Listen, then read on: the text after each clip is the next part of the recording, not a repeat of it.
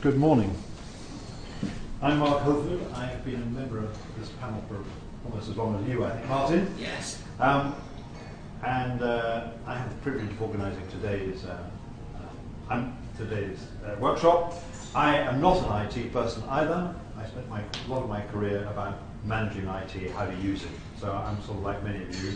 I also am a director of development of a very small opera initiative which helps young singers. Our proudest achievement of which is that we've had 6 successive people on the Yeti Parker, which is the Young Artist Program at the Opera House. So I sort of have feet in everybody's camp, if you like. We have, I think, quite an interesting collection of speakers today. Our hosts are going to kick this off with Claire Round, the Director of Marketing and Brand from the English National Opera. We will then have more coffee and tea, so we'll float away. Before I forget, in order to reduce the floating, the loos are the other side of the balcony to the right, I think. That's correct, isn't it? Yes. Yes. And I think if you find they're occupied, there are ones on other floors, and somebody will tell you where they are. And I can be your guide on loos as well as media. So there we are. And then we have Jake Grimney from Made Media, who's going to talk about designing for relationships. At 12:15, Nigel Randall from Historic Royal Palaces, one of our new members as well, is going to talk about CRM strategies don't need CRM systems. That'll be interesting. Then you have lunch and another opportunity for networking. That's about 45 minutes. And then we have a follow-up to a presentation that we had before from Jackie Hay. I think it was in November, wasn't it? Where she's going to tell us more about the results of their study that's been going on on Tyneside. Which is trying to combine the audience profiles of a number of different types of organisations. We'll then have a breakout group for half an hour, which will give you all a chance. We'll divide you up into 4 by some magic formula, and 4 groups, and you will disperse sort of around this floor and maybe upstairs, and just discuss what you've heard during the day.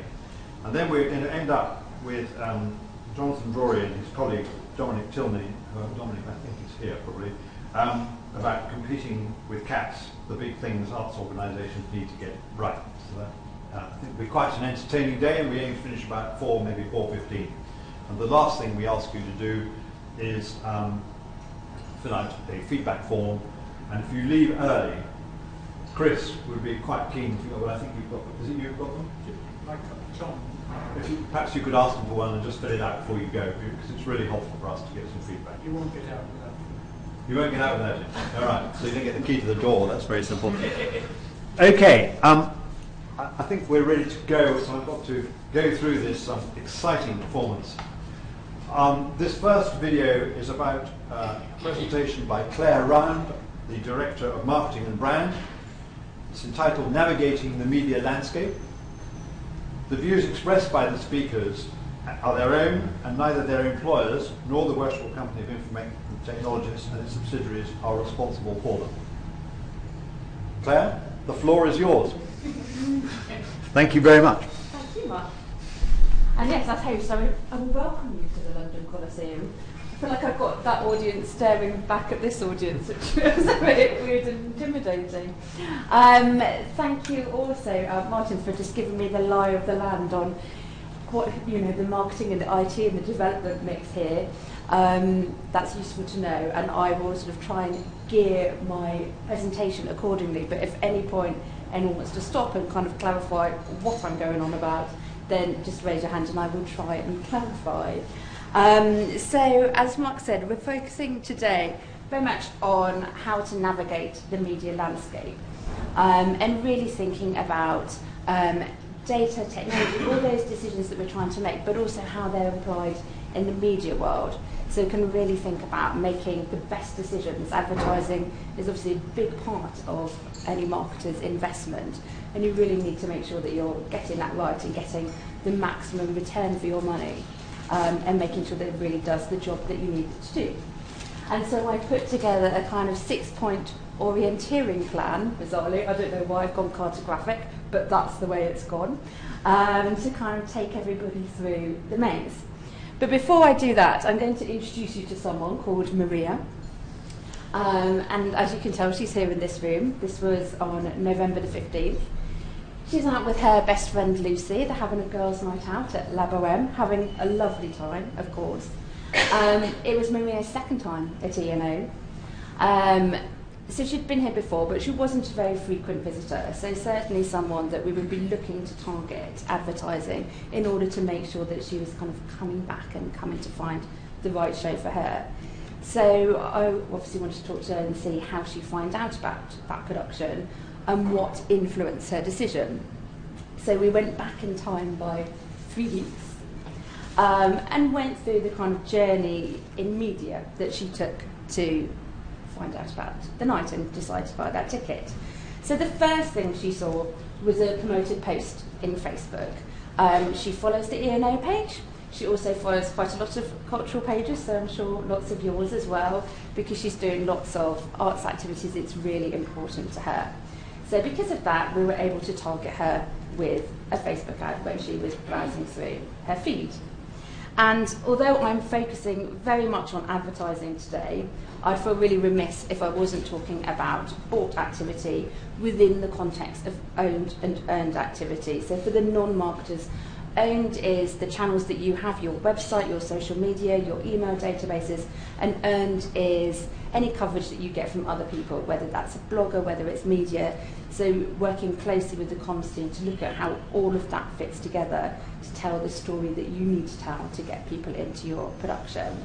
So one of the channels that Maria also followed, because she was on our database, was email. So she did get an email about the fact that La Boheme was about to open, and she had therefore received this. Like lots of London consumers, she keeps her eye out on the Tube, which is basically London's kind of cultural notice board, and especially for people who go to lots of different events, it's a really good way of sort of seeing what's out there, what's coming up, and making a kind of checklist. So on the left hand here, on October the 28th, she was very specific about her dates. She saw a 16 sheet when she was on her way to work, and when she was out shopping at the weekend, she saw a billboard out in Notting Hill. And then she's getting quite aware. She sort of knows that this production's coming, and she's quite interested. So she's starting to think, maybe I'll go. Who might want to come with me? So she then, over the course of the next week, got hit by some media. She always picks up the lifestyle media, the Evening Standard. So over the series of a week, she saw adverts coming through in Time Out, in Stylist, in the Evening Standard. So that's all kind of feeding and giving her additional fonts. And actually enough that she then went onto the E&O website and went to find out about some information about dates, a bit more about the production. And at which point she picked up a tracking tag so that we could go back and retarget her with any activity later on, which also helped when a couple of days later she ran a search. She was out with Lucy for a drink and started to think about what they might want to do soon. And so thanks to that tag, the following day when she was starting to think about what they might do, she got served with an advert and she clicked through to buy. And there she is 1 week later, having a lovely time, of course, and hopefully really enjoying the show. So that's Maria's story. I did not, in fact, stalk her, but that is a kind of very standard path to purchase. So Maria, of course, like most of our customers, is very discerning and informed. She obviously has a great taste in operas because she came to La Boheme, my personal favourite. But actually, if you look at Google's analytics, so Google has a great tool called Sync with Google, if anyone's seen, which lets you look at really kind of trends in purchase. So they've done some analytics on the arts and entertainment industry and what people use in order to make their decisions. And I think that's really important when you're thinking about the kind of mix of activity you want to run, but also what role different pieces of activity are running. So if we have a look, I think there's always very traditionally been a sense of advertising as being the deal closer, and I know a lot of the time if I'm talking to my colleagues in finance or perhaps the exec team or the board, they want to know what was the thing that kind of got people to click through and buy. So we've got that kind of Time Out advert that was on the end there that did that. But there's a big long journey before that that you need to think about and start thinking about different tools that we needed to create. So that often starts with social media, when people are very much in that kind of browsing mode.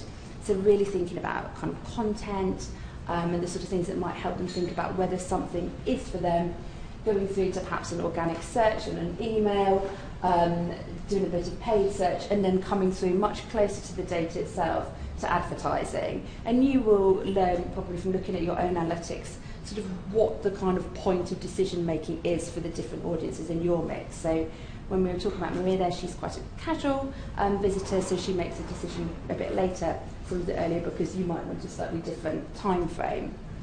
So that's sort of the thing that's kind of underpinned that for all of us. So if I go into kind of a bit more detail in my kind of 6-point plan, this is sort of how I would go about putting a media plan together. So as Mark said, these views are our own, but this is the way that E&O does it, and I'd be really interested to share knowledge with other members of you at the break. So I think the number one thing, of course, as with any journey, is knowing where you want to go. There are obviously some clear patterns that we can see in the analytics, but obviously in digital analytics, it's much harder to get those out of bought and broadcast media, so sort of the posters and the press activity, but you start thinking about the narrative that might fit together. But I think when you're thinking about where you want to go, actually for me the number one thing is actually who you're going to, and really thinking about who is your end consumer, what do they want, what are they interested in, what's their level of engagement in what you're trying to sell, how much do they know about it, and what information do they need to make a good decision.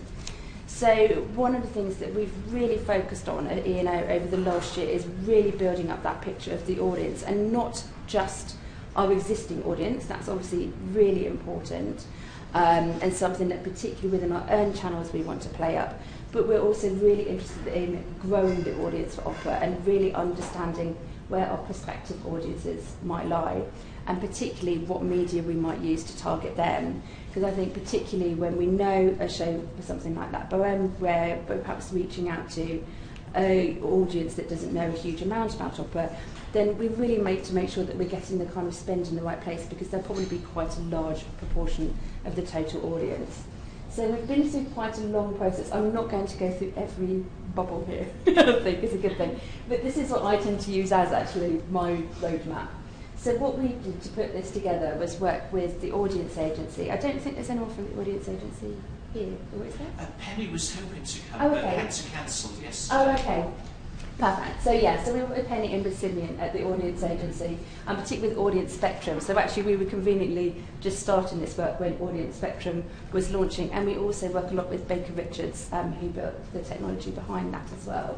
So the first thing we did was tag up all of our existing data to look at what the share of audience we had in each of the Audience Spectrum profiles. So for people who perhaps don't know much about Audience Spectrum, they have 10 different segmentation behaviours that are graded against, across the UK, about how likely people are to engage with the arts.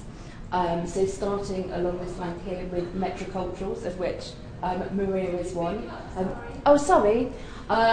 metroculturals, of which Maria is one, so tend to be very urban, living in London, very highly engaged with the arts. Is that better? No, it's not talking about that. Oh, okay. There are plenty of seats in the Yeah. Otherwise they're all going to get blasted.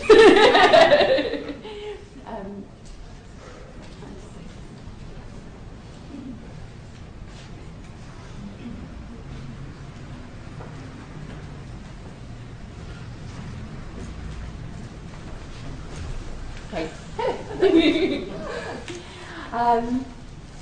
So we've got metrocultures here, through to community cultures, right down to kind of headers, people who are very engaged. Now, lots of these aren't particularly, there isn't a very high profile of these in London, but what we did was also benchmark our data against London data and national data to see where we've got a very high audience share and where we might need to do some work, either through marketing or through other teams. Audience Spectrum is all built in Experian, so that gives us more lifestyle information, which obviously helps inform advertising activity. But I think the thing that we found was it wasn't necessarily translatable into advertising strategies.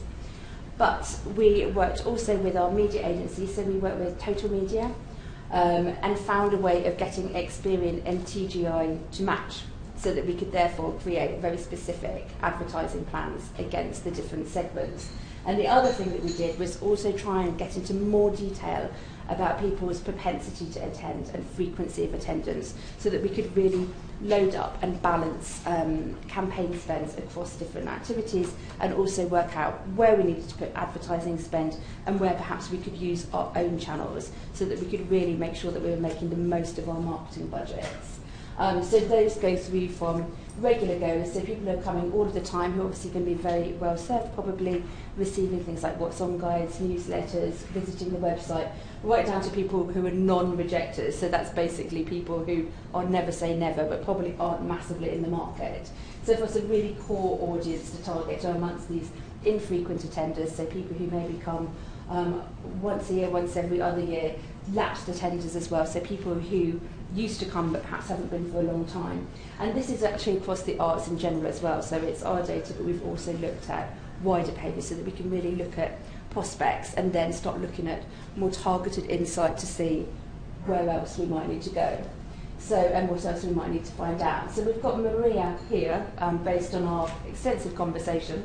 I know that she's a metroculture and she's an infrequent attender. She was only coming to us for the second time. So the way this works in practice is that we've built up a demographic portrait of the people who sit behind each profile, and that really helps us bring that to life, and also actually help other people in the organisation understand who's coming, so that we can think about that from a programme perspective, from development and membership schemes, from educational activities potentially. So we can see here that it tends to skew more female, very young children or no children. Most of the people in that group are in their sort of 30s and 40s, very focused around London and the South East, quite affluent. And marital status, there's quite a mix between single and in relationship.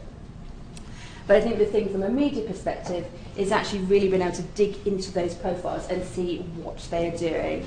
So we've been able to pull out just the very top line things, so that we can see what their favourite media brands and what their favourite TV programmes are, which is really helpful from positioning, but also from a creative and content point of view as well. It also really helps understand what kind of thing resonates with them, what's their taste, so that we can start kind of commissioning and making sure that whatever we produce will hopefully connect with them.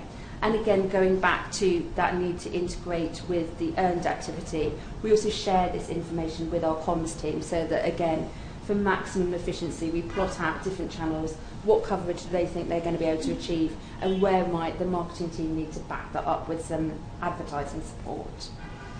And as well as knowing what she's watching and what she's consuming, it's also about thinking about how media fits into her life. So we've all got favourite things, but actually different people use different tablets at different times of day. We've all got different moods around that.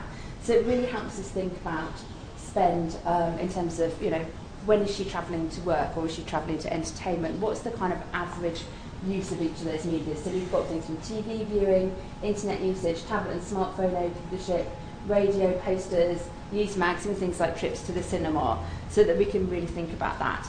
And from a targeting point of view, that means we might be able to target by day part, only serving a poster when she's commuting to work, but also understanding Facebook usage perhaps, so making sure that we're timing posts at different times of day, or changing the content that we post at different times of day, whether it's a kind of browsing activity and just casually catching up with what's going on in the world, or it's more likely to turn into a purchase. And we also look at things like brands and other interests, so that we can think about what potential sponsorship partners there might be, or work with our corporate development team to think about as well where a sponsor for a particular campaign might lie. So that's our getting to know our destination, but it's also about then understanding the lie of the land. Once we've got our kind of like target in mind and our kind of end destination, we need to figure out what the best way of getting there is going to be. And that, of course, is ever more complicated. This slide is always my nightmare. I'm sure you've all seen this. This is the marketing technology landscape. So this is actually the last updated version, which was in January 2015. But like every time I see one of these slides, there's 3 times more people on it. I don't even always know what all of the headings are. I nearly always have to go and Google something. So there's a huge amount of information, and it's getting ever more complex. So I think it's really about focusing on different channels and thinking about where is the spend, where is your kind of competition advertising, so you think about where you might need to create standout, where you could carve your own place, but also where is awareness coming from in general. This is the way that where advertising spend is allocated in the UK from a report by PwC. And probably no surprise that digital is kind of really grown and it's an absolutely massive part of UK spend now, with a huge share, but also very much with broadcast media like TV and press still absolutely holding their own. I think in London we tend to be very obsessed with outdoor because we've got the media. Outdoor sits right down here, but it's still a very sizable share of spend, so something we would need to look at. And I think what's interesting is looking at what the dynamics of this market are as well, so that when you're kind of planning your spend or partnerships over a year, you can think about what's going to be working. So a lot of activities still in growth, digital, radio, TV, cinema, outdoor, all growing, and probably not surprisingly sort of press and print activities in decline. And certainly I think digital is growing so much because everybody is trying to be much more rational with their marketing spend, much more targeted. But I think what's interesting is conversations with the radio, TV and outdoor companies and really seeing opportunities coming through in that area to be much more targeted. And I've got a case study for you shortly. It will show how we are using some of that. So I think that's how the movement works, but I think it's also about looking at what the kind of share each media is playing. So I think if you've got a very small spend, you're probably not going to do a kind of split across a range of media, and you really need to think about what you're trying to achieve and focusing it all in one area. And I think that area, this is my view, would probably be in digital, where you could be really focused and pick a channel and really do something interesting, engaging, or very, very tightly controlled and effective there. But on a larger campaign, I think it's really about getting the media mix right, getting a good distribution. So as we saw with Maria, there was a range of media that was working at different times over a different time period to build that awareness and build towards a conversion into sale. And actually, even within digital itself, there's obviously huge proliferation in the kind of media that you might use. So this is just digital display, which makes up about a third of digital advertising spend. And within that, there's a mix between banner advertising, always really kind of robust and effective and very, very tightly measurable, which makes up almost half of it, 44% of the total spend. But also there's a growing appetite for content and native advertising, which I think particularly for arts organisations with the ability to showcase your work, really help curate and help people understand what it's about and guide people towards it and give them that extra insight behind the scenes that we know people find really interesting. I think that's a real area to focus on and think about what you're doing there, and the way that that can also integrate with some of the earned activity. Online videos at 202 million pounds, so 20% of that overall share, as well as social advertising itself. And I think I have data on opera, because obviously that's what I obsess with, but really looking at the importance of that. So when we did all of that mapping with the TGI information, we were able to drill down and look at opera goers in general and really think about how much we're investing in digital. So opera goers on average are spending 18 hours a week online. 75% of them say that the internet is the main source of information, and 47% of them are buying their tickets online. And I think also that's only going to grow. Digital is still on the rise. And just looking at what that means for E&O, because I'm really aware there's some massive figures there, and you're all sitting there going, I'm never going to have that. We've kind of really looked at that share, and I think it was interesting for me kind of analysing this and thinking about standing out and the kind of competition that's out there, because of course we're all trying to attract more people to arts, but there are also lots of other things that are attracting time, as we could see from the media time that people are spending watching TV, browsing online. How do we kind of create standout in an overall consumer environment?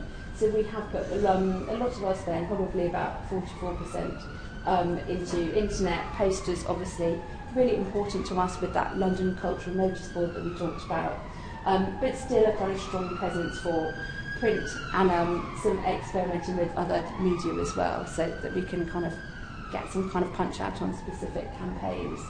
And this is how that's changing as well. So this is the 2013 against 2014. So our online spend has gone up as we've started to be able to implement things like the tracking tags that we're talking about, and really being able to look at what's working and what's effective, and posters as well. I think that's probably also a bit of the kind of production mix that we had last year, and press and radio slightly on the decline. And then, I'm not going to read all of these out, but that's the number of different media things that we bought in the last year. So if I think about allocating investment against things, I think that's also about, when you're thinking about that lie of the land, what are you trying to do, where should you spend it? We try and operate to a 70-20-10 principle, which some of you will have heard about. So 70% of our spend we put into really tried and true media that we've really tested. So these items at the front here. So there's lots of underground, so 4 sheets and 16 sheets we use quite a lot, and increasingly digital, so digital display, social media spend coming through, and some of the kind of core London media like Evening Standard and Time Out that help us keep seeding through reviews and audience feedback as the production run goes. But we also try and learn and experiment and be creative. So we put 20% of our spend into sort of safe bet experiments. We're pretty confident that they're going to work. We've got some very clear objectives that we can measure them against. And then 10% of that media spend will have an experiment and try something new, perhaps try and reach and engage with a different audience and bring something new in, or play with a different kind of technology that we think helps fit some of our longer term marketing goals. And of course really making sure that's kind of reliable and that the business is across and happy with what we're trying to achieve. So having really thought about that kind of end destination and that kind of targeting thing, it's really now about planning your route. And for that is absolutely about setting those really clear objectives and goals. I think it's so important, because I know I get very excited when I get a shiny media plan back and something looks very exciting, and I need to always kind of go back and have a very clear plan. Is this really going to deliver the thing that I've said that's going to do? Is it going to reach this person? Is it going to help me get to that sales target, to that engagement target? I think good campaigns are built off meticulous planning, and you get that foundation right, and then you can go really wild and do some great creative work as well, but really making sure that it's going to work for the audience that you're trying to reach.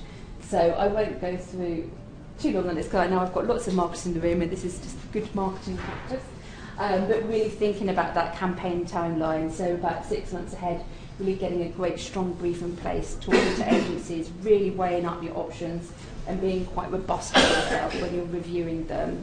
And making sure that it's delivering against your rules. Developing creative and content that's going to meet that audience need, perhaps using some of your lighter and earned media channels to test some of that. So something like Facebook advertising is a great place to test different messages and how they're working with different audiences. We start seeding out through our earned media channels probably about 3 months before, knowing that our retained audiences tend to be quite early bookers, but again, it's another good place for us to see what message is resonating. And then much closer to the production itself, we'll start advertising and then making sure that we are monitoring and measuring and tweaking and iterating. And I think the other thing that we really have spent a lot of time in the last year doing is getting a kind of system in place for making sure that we're really reviewing and learning. So all of our activity has got, something that when we go back, we can look at what did we learn from it, did it deliver, do we want to do more of that, how can we improve it? So I'd really urge anyone who isn't doing it already to really build up a kind of good analytics page. So we just use the Google Free tool, as well as we have some kind of custom dashboards that we use through our media agency. And we've also spent a lot of time really looking at our tracking tag management as well, and thinking how we can use that. And certainly we're seeing a really strong response since we've been able to go back and retarget our advertising, get a kind of very strong delivery and conversion to sale from going back to people who, like Maria, had kind of been on the site and had a quick browse, but going and kind of giving them a prompt just to see if they'll kind of come back through. And we get I think it's about a 6 times higher response rate from those people since we've been doing that. And I think it's a really great way as well for using advertising and understanding how it can work for retained and kind of those lapsed audiences as well. So now we've planned our route, and we know where we're going to go, and it's time to get behind the wheel So I thought I would go through some of the case studies of recent things that we've done at E&O so that I can show that I do try and practice what I preach. So actually, this is a campaign that we have got live right now. So in that overall UK media spend, TV was number 2, and I think until a few months ago, I was like, well, no point me looking at that. TV was just absolutely no-go. The kind of cost of entry was really high, I think, and certainly compared against the kind of budgets that we're working with. But we do have some big shows and really trying to look at the data that we've already got, so kind of going back and looking at sales data and advertising data and thinking about how media can play a really strategic role to address with some of that. So at E&O we characterise some of our big shows as blockbusters, so those are I think the ones that I'd heard of before I came to work here, but a few months ago. So it's the Laborems, it's Madame Butterflies, and in the case we're talking here, it's Carmen. So we have shows that we bring back every 2 or 3 years, and obviously it's much harder to get existing audiences perhaps to come back and see those because they feel that they've already seen it, which means that we've got to work really hard to bring in new audiences or some slightly more casual audiences who perhaps aren't kind of feverishly flicking through their what's on guide on our emails and working out what they're going to book. So we worked with our media agency on what we saw as a very specific challenge on how we could use our media budget to be very focused and use media to kind of build up those early sales. So kind of filling that gap where the retained audience, early bookers might have come in. So what we did was analysed our sales data and our sales data for people who had previously booked shows like that at quite an early period out, and going back and using that kind of data map that we've got with the Experian and TGI data, we were able to profile the kind of bookers who might book and find a kind of fit across other UK households. And we worked with Mosaic and with Sky, who have a new team called Sky ID, in order to create a target audience to do some TV advertising through their channels. We'd done some research, and in particular with Carmen, the music is so well known, and I think you might actually hear bits of it drifting out today because they're rehearsing on stage at the moment because we open it next week. But people had seen clips of the show, they'd heard music, and actually it was really, we got a good response when we tested with some casual audiences. So we really wanted to use that asset in our campaign. So what we did with Sky was really be able to use that live sales data to kind of create a targeted TV campaign and buying it much the same way that you can buy digital. So we took that early booking data, so this is a dashboard that we use at our media company, it's a product called KitView that they use, and then really map it against specific areas where we can take that down to postcode level so that we can start doing those and really deliver TV campaigns. And each of these little bubbles here you can see where we've got people who are likely to be early bookers of TV activity. And actually we could drill right down then even into these are the different Mosaic profiles so the red line here are E&O previous bookers and UK are the kind of potential audiences. So we've really targeted the advertising against households that fit these profiles here. Now the campaign's still live, as I say, so I can't share any kind of close metrics with you, although we will do some measurement at the end, and I'm very happy to share that if it comes up at a future meeting. But certainly the goal that we had at the beginning to try and redress that dip in early bookings, we have managed to turn around, and we are really opening at a kind of really good strong level on Karma compared to the other titles that we had benchmarked against. So we're really pleased with that, and I think it's been really interesting again to look at that experimentation that we can have, that kind of 20% that we know it's quite safe because we've done lots of data, but it's also, it's a bit risky. Is it something that we've done before? So as you can probably tell from everything I said before, I love data and analytics, and I really like being really kind of focused, but it's also really important, of course, to be kind of creative and try new things, because that's also going to generate new perspectives for you. And I think data analytics is also really tends to be much more helpful for retained audiences and people that you already know a bit, but attracting new people and certainly trying to engage new people into Opera who we're not kind of picking up at all. So some of those people in audience spectrum who we're kind of not chatting to, I think sometimes that's because our media might end up being too focused against something that we know is safe, and we've got to do something new so that we talk to those different people. So we've really worked on creating areas of interest for them, I suppose. So this is a strategy that we've also developed with our media agency called Open Opera, which is really, again, based on a different kind of insights and more qualitative understanding what the barriers to opera might be and how we might use media to play those out. So we have different moments here, from opera moments, so really trying to use clips and get people to go, oh, you've heard of this one, it's familiar, it's okay, as we have done with the Carmen, Opera in My Life, so really using media partnerships. People feel like they trust their regular newspaper or magazine, so actually working with those media partners can help us really bring opera to life with a confident and comfortable voice. Opera in full, so finding new ways, whether that's through cinema or through live streaming events, to really showcase that. That's not something that we do a huge amount of, but it's got an important part to play. Social opera, so really using social media to stimulate dialogue and just get into people's news feed, really use peer-to-peer recommendation in an interesting way. And then demystifying opera, really trying to get under the skin of what the barriers are and how we can use media partnerships, but also content and creative, to break some of those down. And when we're planning our campaigns across the year, we'll brief a whole year in advance, and we'll think about what are the moments that we need to do. Is that around a production? Is it something brand specific? What's the narrative that we want to tell over the year? And also, really crucially, going back to that first point, which are the audiences that those need to engage, and making sure they're backed up with insights.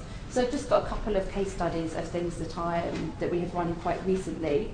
The first is a campaign that we ran in the spring for the Indian Queen. So this is definitely in my 10%. And this is something called Plug and Play.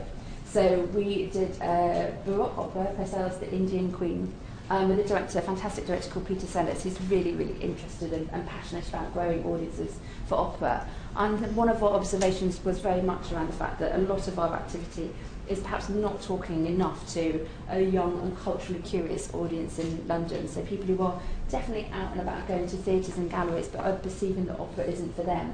And rather than expect them to come to us, we need to get out to them and be in places that they like, and also give them chance to explore and have their perception shifted. So we work with a company called Jack Arts, who some of you might know, who have some of the slightly more site-specific posters, and who are prepared to do quite creative builds. So we bought some specific poster slides. These are backlit full sheets into which we embedded an MP3 player, which had music from the Indian Queen on it. So we really put the Baroque out there as well. So we were like, normally we would do some of the slightly more contemporary and cutting-edge productions, perhaps targeting that audience, but we wouldn't normally target them with Baroque. But we did this, it's only been done for rap before, I think, so we're the second people to do this. So you can literally just plug your headphones into the side of the poster and listen to a piece as well, and then go and download through. And we also created video content and got people to talk about what their response was. So we made sure that we filmed that all of the poster sites were in areas that we knew were big creative or cultural hubs. So they were in places like Brick Lane, they were in Notting Hill, Shepherd's Bush, and we really targeted in the poster sites that we chose. And we also created video content so that we had people who, you could see there was lots of people talking about the response. The music was absolutely beautiful, and I think they were like, oh, I would never think of listening to this, but that's really blown me away. So we had really strong feedback to that. It wasn't, of course, it's outdoor, so it's quite difficult to measure, but we also got lots of media coverage for it as well, and I think for us that really helped change that perception, just get a different narrative about it, and about opera out there. And then my final point is about sharing the journey. I've talked a bit and touched on the need to get the balance between bought, owned and earned media right correct, and also thinking about your retained audiences and how you can perhaps use them as advocates to support your strategy. And I think life is just more fun if you share, so that's part of it. So this picks up on our open opera point of social opera. And this is a campaign that we run again for La Bohème last Christmas, and we did this is a really cheap campaign where the only thing we had was just winning tickets to see Bohème, which we ran. Our digital manager built a web app in Facebook, and we simply asked the question, what does love mean to you? and we got such a fantastic response. We all got really weepy at different bits because people shared really lovely stories. And what was nice was it was such a mix. It was really democratic, and it was our most. It had the kind of highest level of engagement that we've ever had for anything with social, for something so simple as asking that little question and getting some tickets. And I think that really helped us achieve our campaign goals, which was really about extending reach beyond our existing social communities to engage new audiences. All of those people, we had thousands of people who commented. So that appeared in all of their feeds, and actually also helped them sort of explain what opera meant to them, what love meant to them. It helped us build the Facebook community because we had lots of people signing up, which also meant that we could have new data to capture people and retarget. And we also saw of all of the Facebook, we have run lots of different Facebook campaigns for LabOM with different messages and different timings, and this had the highest level of conversion of all of them. So in summary, and this is my route summary, which is again about knowing where you want to go, really define your target audience, understand the lie of the land and review your media options, plan your route, really kind of sit down, work on your schedule, work on how you're going to monitor it, and keep iterating and measuring throughout the campaign as well so that you're always being very efficient. Switch on your sat nav and make data-driven decisions, but also look out for those areas of interest. Be creative and don't be afraid to try something different and stand out. And share the journey. Make sure that you're integrating your bought activity with your owned and earned channels. And that is it. You will reach your goals.